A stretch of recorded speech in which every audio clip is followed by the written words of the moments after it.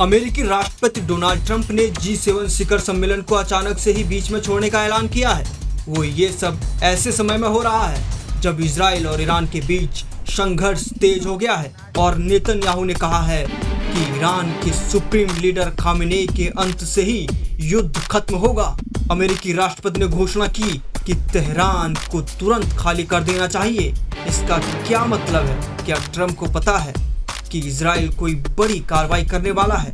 G7 शिखर सम्मेलन को छोड़ने से पहले अमेरिकी राष्ट्रपति डोनाल्ड ट्रंप ने इजराइल का समर्थन करते हुए कहा कि ईरान इजराइल के खिलाफ जंग जीत नहीं सकेगा।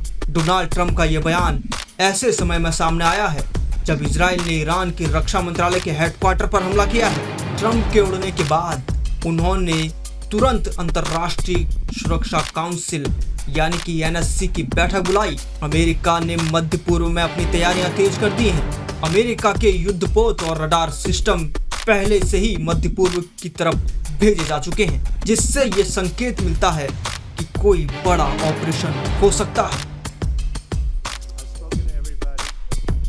इजराइल बहुत अच्छा कर रहा है, जैसा कि आपने शायद देखा होगा, और मैंने ईरान को 60 दिन दिए थे और उन्होंने मना कर दिया। आपने देखा ही होगा 61वें दिन, इसलिए मैं लगातार संपर्क में हूँ। देखिए, ईरान को इस समझौते पर हस्ताक्षर कर देने चाहिए थे।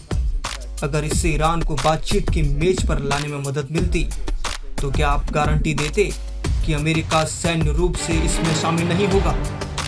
खैर, मुझे लगता है कि ईरान मूल रूप से बातचीत की मेज पर है। वो एक समझौता करना चाहते हैं और जैसे ही मैं यहाँ से जाऊँगा, हम कुछ करने जा रहे हैं, लेकिन मुझे यहाँ से जाना है।